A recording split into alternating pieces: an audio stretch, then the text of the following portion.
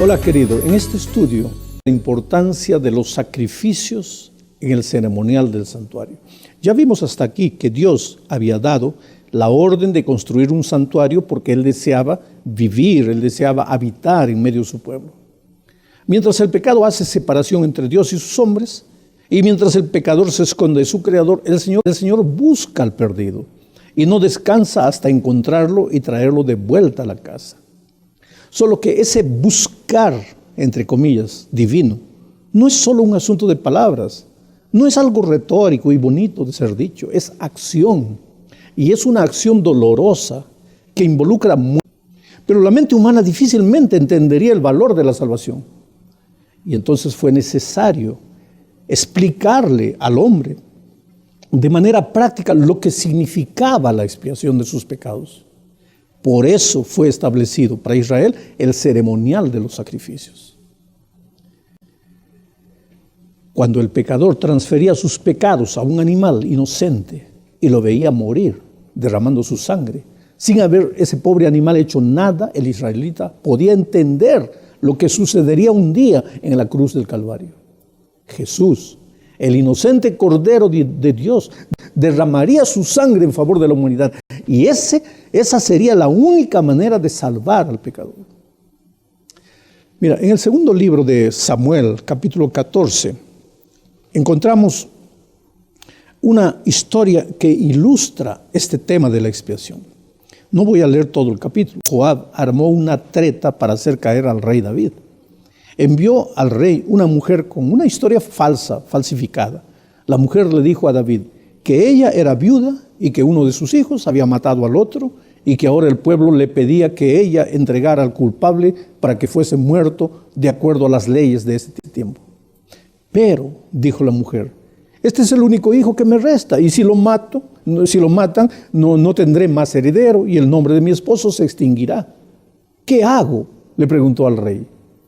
Entonces el rey le dijo que se fuese tranquila y que nadie le haría mal a ella ni a sus hijos.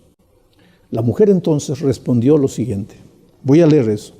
Rey y señor mío, si la familia de mi padre y yo hemos hecho mal, que la culpa recaiga sobre nosotros, pero que no se culpe de esto a su majestad ni a su reino. Ahora yo no sé si te das cuenta que a través de este relato, especialmente de la respuesta de la mujer, entendemos que tanto la mujer cuanto el rey sabían que si el rey no mandaba ejecutar al culpable, el rey cargaría la culpa del asesino. Asimismo, David, a pesar de que su reputación de juez justo estaba en juego, ordenó la liberación del culpable. Ahora, querido, eso es lo que sucede con Dios y con el pecador. Nosotros pecamos y debemos morir, pero Dios asume nuestra culpa. Jesús, que no hizo nada de malo, muere y nosotros somos liberados de nuestra culpa. Eso es expiación y eso queda bien claro en los sacrificios que se realizaban en el santuario. Necesitamos además decir que en Israel los pecados eran clasificados en 3 categorías: los no intencionales, los intencionales y los pecados de rebeldía, o sea, pecados desafiando a Dios en su misma presencia. Para todos esos pecados había perdón. La expiación servía para todos, inclusive para los del tercer grupo, los pecados de rebeldía. Desde que el pecador se arrepintiese de su pecado y confesase. Ese fue el caso de Manasés, por ejemplo, que hizo lo que nadie hizo, descendió a las profundidades del pecado, pero al fin de su vida se arrepintió, ofreció el sacrificio y Dios le perdonó. Vamos a la segunda parte. Leamos Levítico 4, versículos 27 al 29. Si alguien del pueblo, sin proponérselo, peca e infringe algunos de los mandamientos del Señor y comete cosas que no se deben hacer, tan pronto como se le haga saber que ha pecado, presentará una cabra sin defecto como ofrenda por el pecado cometido. Pondrá la mano sobre la cabeza de la ofrenda de expiación y la degollará en el lugar del holocausto. ¿Ves? Mira, lo que necesitamos destacar en este texto son dos cosas. Primero, el culpable tenía que colocar las manos sobre el animal y así simbólicamente transfería sus pecados sobre el animal inocente. Segundo, el culpable mismo y no el sacerdote tenía que degollar al animal. Esto era terrible, porque hay muchas personas, y creo que son la mayoría, a quienes no les gusta ver sangre. Se sienten mal, inclusive hay gente que se desmaya. Pero en aquel tiempo el pecador tenía que degollar al animal, él mismo. Primero tenía que transferir sus pecados para el inocente animalito, colocando sus manos sobre el animal, y después degollarlo. Era la única manera de morir porque hubo pecado, pues entonces alguien tenía que morir, porque la paga del pecado es la muerte. El pecador no quería morir, pues entonces tenía que degollar el animalito. No tenía el valor de hacerlo, pues entonces él tenía que morir. No había otro camino. Ahora, querido, hoy ya no hay más sacrificios de inocentes animales. ¿Por qué? Porque el Cordero de Dios, Jesús, fue sacrificado en la cruz. Pero cada vez que le pedimos perdón a Dios, ¿sabes lo que le estamos diciendo? Señor, yo pequé, yo merezco morir, pero no tengo el valor de morir. Entonces, por favor, déjame que le quite la vida a tu hijo para poder salvarme. ¿Terrible? Pues el pecado es terrible, pero el amor de Dios es sublime, porque donde abundó el pecado, sobreabundó la gracia. Vamos a la tercera parte. ¿Qué sucedía después que el pecador degollaba al inocente animal? Esto es interesante. Leamos Levítico 4, versos 30 y 31. Luego el sacerdote tomará con el dedo un poco de la sangre y la untará sobre los cuernos del holocausto, y luego derramará al pie del altar el resto de la sangre. El animal ofrecido, el sacerdote le quitará toda la grasa, y como se la quita al sacrificio de paz, y la quemará sobre el altar en olor grato para el Señor. Así el sacerdote hará expiación por el infractor, y éste será perdonado. Hay que pensar en una cosa interesante aquí. Los cuernos del altar eran la parte más alta del altar. El sacerdote manchaba los dedos con la sangre del animalito que había sido sacrificado y la llevaba esa sangre a la parte más alta del altar. Después quemaba la grasa del animal y el olor subía al cielo, a Dios. Solo que en esa sangre y en esa grasa estaban simbólicamente los pecados de los culpables, porque antes de que el animalito fuese degollado, el pecador había transferido sus pecados para esa víctima. ¿Qué quiere decir esto? Que al confesar nuestros pecados, hay liberación de culpa para nosotros, pero de alguna forma esos pecados pasan al santuario y allí se quedan. El texto dice, así el sacerdote hará expiación por el infractor y éste será perdonado. La verdad es que aquí está lo esencial del plan de la salvación. El pecado, querido, cuando es confesado, es perdonado.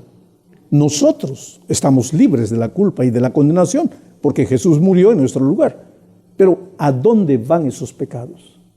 Jeremías 17:1 dice, el pecado de Judá está grabado con cincel de hierro y con punta de diamante. Está esculpido en la tabla de su corazón y en los cuernos de sus altares.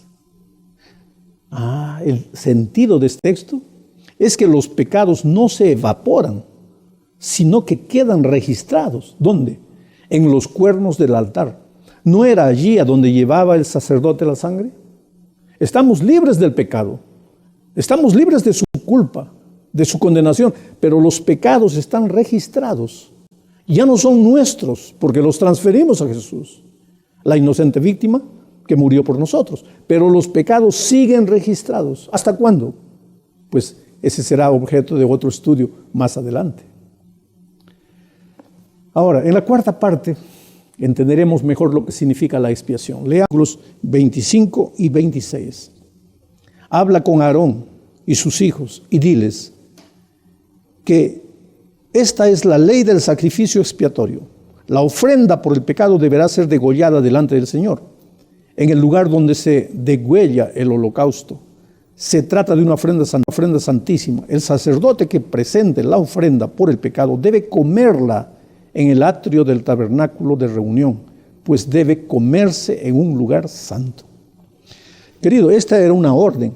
El sacerdote tenía que comer la carne del sacrificio en el santuario. No porque estuviese con hambre, sino porque era parte del ceremonial. Y ninguna parte del ceremonial era sin sentido. Por eso Moisés un día se enojó con los hijos de Aarón, que también eran sacerdotes, porque ellos no cumplieron con esta parte del ceremonial. Ese incidente está registrado aquí en Levítico capítulo 10, versículos 16 al 10 a leer. Moisés preguntó entonces por el macho cabrío de la expiación, y como resultó que ya había sido quemado, se enojó contra Eleazar e Itamar, los hijos de Aarón que habían quedado, y les dijo: ¿por qué no comieron la ofrenda de expiación en un lugar santo? Se trata de una ofrenda muy santa, y el Señor se la dio a ustedes para que llevaran la congregación y para que sean reconciliados delante del Señor. Miren, la sangre no fue llevada adentro del santuario, y ustedes debían haber comido la ofrenda en un lugar santo como yo lo ordené. Ahora viene la pregunta: ¿por qué los sacerdotes tenían que comer la carne del sacrificio? El texto que acabo de leer lo responde. Responde para que llevaran la iniquidad de la congregación. Este es el punto central de todo. Los sacerdotes en Israel eran apenas símbolos del verdadero sacerdote que está en los cielos. Y así como los pecados del pueblo eran transferidos al sacerdote de esta tierra, nuestros pecados también son transferidos a Jesús, nuestro sumo sacerdote. Eso es expiación. El perdón no es expiación, pero la expiación sí involucra el perdón. ¿Qué? Bueno, te explico. Perdón es liberación del pecado. Eso no es expiación. Expiación es transferencia del pecado a otro, sufra la condenación. ¿Hay perdón para nosotros? Sí, pero por expiación, porque nuestros pecados fueron transferidos para Jesús.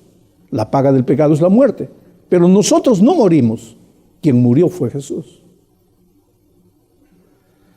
Por eso en Miqueas 7, versículos 18 al 20, dice lo siguiente: ¿qué otro Dios hay como tú, que perdona la maldad y olvida el pecado del remanente de su pueblo?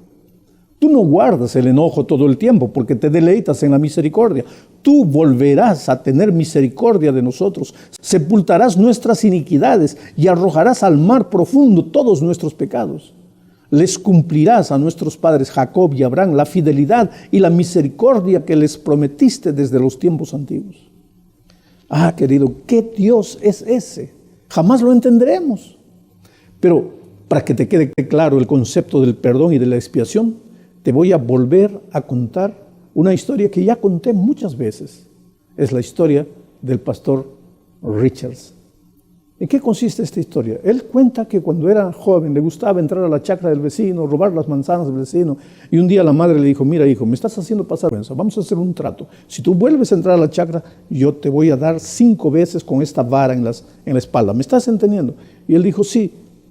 Pero poco tiempo después él saltó de nuevo a la chacra, robó las manzanas, y cuando cayó al patio de nuevo, la madre estaba ahí con la vara en la mano. Y Richard comenzó a llorar. Y le dijo: mamita, perdóname. Y la mamá le dijo: no, hijo, yo te dije que si entrabas una vez más, yo te daría 5 veces con la vara en las espaldas. Tú cometiste la infracción, tiene que haber castigo. Sí, mamita, pero perdóname, te prometo que nunca más. No, hijo, habíamos establecido un acuerdo. Tú infringías, yo te castigaba. Sí, pero mamita, perdóname. Dice que él se arrodilló y arrodillado le pidió perdón. Y qué madre no se conmueve al ver al hijo en ese estado. Entonces le dijo: hijo, levántate. Y él se levantó. Y la madre le dijo: ¿no quieres recibir el castigo? No, mamita. Entonces toma la vara. ¿Para qué? Toma la vara. Y él tomó la vara. Y le dijo: mira, en vez de que yo te castigue 5 veces con la vara en las espaldas, tú me vas a castigar a mí 5 veces con la vara. Porque hubo infracción, tiene que haber castigo. Tú no quieres recibir el castigo, yo lo voy a recibir en tu lugar porque te amo. Y Richards dice que él no tuvo valor de castigar a la madre por un pecado que él había cometido. Pero querido, cada vez que nosotros vamos a Jesús y le decimos: Señor, perdóname, ¿qué le estamos diciendo? Le estamos diciendo, mira, Señor, yo pequé y merezco morir, pero no quiero morir. Entonces, la única manera de salvarnos, porque si hubo pecado, tiene que haber muerte, porque el pecado, la muerte es la paga del pecado. Si hubo pecado, tiene que haber muerte, y yo no quiero morir, entonces alguien tiene que morir, y ese alguien es Jesús. Para nosotros a veces nos resulta difícil entender, pero para los israelitas no. Porque cuando el israelita entraba al santuario para pedir perdón, Señor, perdono, ¿y qué tenía que hacer? Tenía que agarrar el cuchillo, tenía que degollar a ese animal inocente, la sangre, y él sí entendía lo que quiere decir, este pobre animalito está muriendo por mí. Nosotros ya no tenemos que hacer sacrificio porque Cristo murió. Pero yo pienso, mira, puede ser que estoy hablando un yo pienso que nosotros tendríamos que seguir sacrificando corderos para llegar a un momento en que digamos, no, yo no quiero pecar más, porque no quiero más hacer sufrir a un inocente. Pero como no tenemos que sacrificar nada, porque Cristo ya murió, ahí es fácil pecar, porque Él ya murió. Porque yo no tengo que matar sangre, quiere decir, no de sangre visible, porque entre esos soldados que mataron a Jesús estábamos nosotros. Esto es para pensar, querido, que Dios te bendiga.